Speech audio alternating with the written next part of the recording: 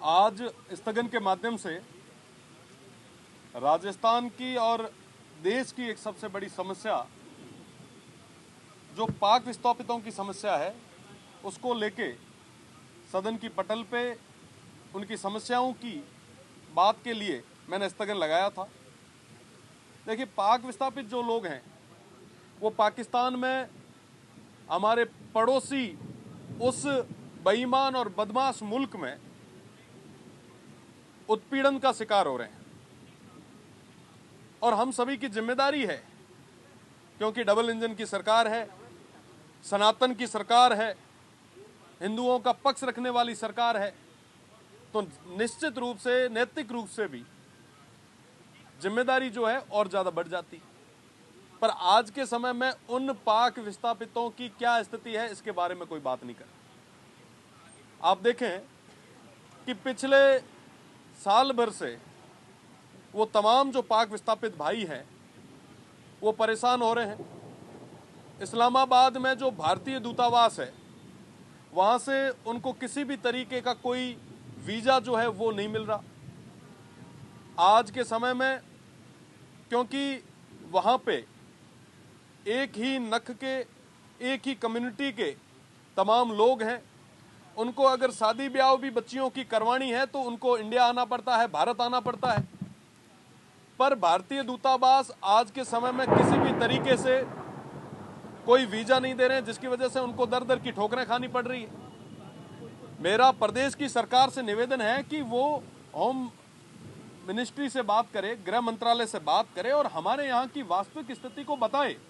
आप देखें कि जिसको अगर वीजा मिल भी जाता है तो उनको बाई फुट आप सीधे आने की अनुमति नहीं देते।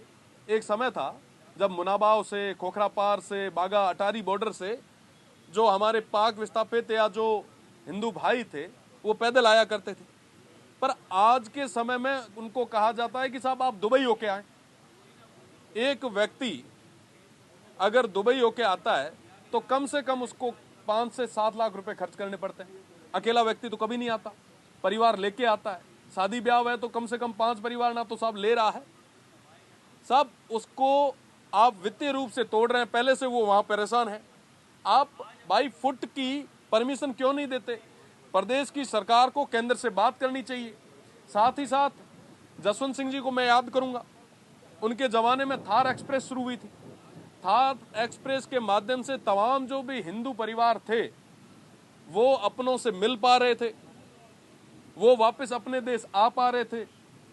कई सारे ऐसे परिवार थे साहब जो अस्थियां विसर्जन करने के लिए हरिद्वार तक आते थे, उस थार एक्सप्रेस का सहारा लेके आते थे। आज के समय में थार एक्सप्रेस बंद है। मुझे लगता है कि प्रदेश की सरकार को केंद्र से बात करनी चाहिए, कहना चाहिए कि आप थार एक्सप्रेस शुरू करें ताकि हमारे जो लोग जिनका वहां पे उत्पीड़न हो रहा है, जिनका वहां पे शोषण हो रहा है, वो यहाँ पे आ सके, अपनों के पास आ सके।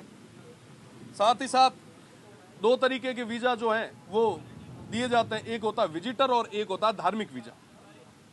आज के समय में अगर कोई अप्लाई करता है तो अप्लाई करने के बाद में जो स्टेट की जो इंटेलिजेंस है, जो यहाँ पे एफआरओ ऑफिसेज है, वो उन पे डिनाई कर देते हैं। जबकि जब आप कोई वीजा अप्लाई करते हैं तो उस समय गारंटर मांगा जाता है।